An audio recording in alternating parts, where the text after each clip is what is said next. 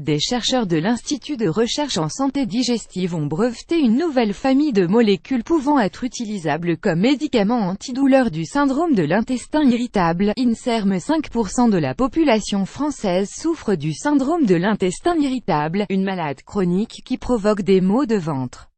Des chercheurs toulousains ont décortiqué le rôle d'une bactérie probiotique dans le traitement des douleurs du syndrome de l'intestin irritable et ont breveté une nouvelle famille de molécules pouvant être utilisées comme médicaments antidouleurs. Des maux de ventre et ballonnements insoutenables. Pour 5% des Français, c'est une réalité qui les empêche régulièrement de se rendre au boulot et de pouvoir mener une vie normale.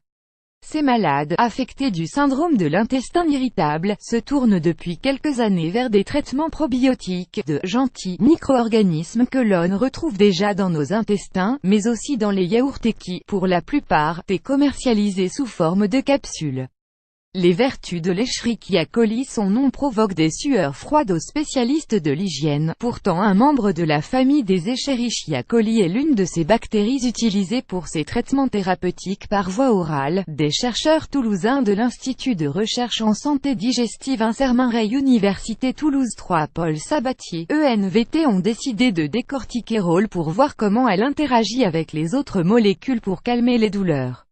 Une bactérie probiotique produit un puissant antidouleur. Étude menée par des chercheurs de l'IRSD à Toulouse. https://co.camerel8lk6pic.twitter.com 49 CE7ZQR1J INSERM Toulouse @INSERMI Pili November 7, 2017. Ils ont pu démontrer au cours de leur étude, publiée le 3 novembre dans la revue Nature Communication, que la fameuse bactérie produit une molécule au super-pouvoir, appelée lipopeptide, composée d'un acide gras et de 2 acides aminés dont le neurotransmetteur GABA.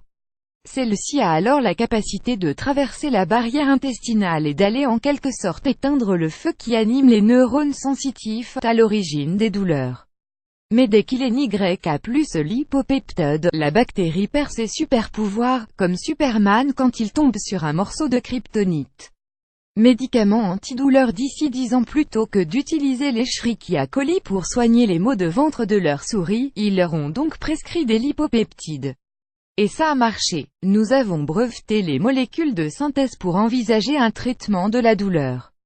La prochaine étape est de mener une preuve de concept, en faisant une étude clinique auprès d'une 60aine de patients. Si cela fonctionne, l'objectif est, après, de réunir des fonds pour mener de vrais essais cliniques, indique Nicolas Sénac, chercheur de l'INSERM qui a planché sur ce projet avec le professeur Eric Oswald, membre de l'Institut de recherche en santé digestive et chef de service bactériologie et hygiène au CHU de Toulouse. Si les études cliniques sur les patientes concluantes, d'ici 10 ans un nouveau médicament antidouleur pourrait arriver dans les pharmacies. Et réduire les files d'attente chez les gastro-entérologues pour qui le syndrome de l'intestin irritable est la première cause de consultation.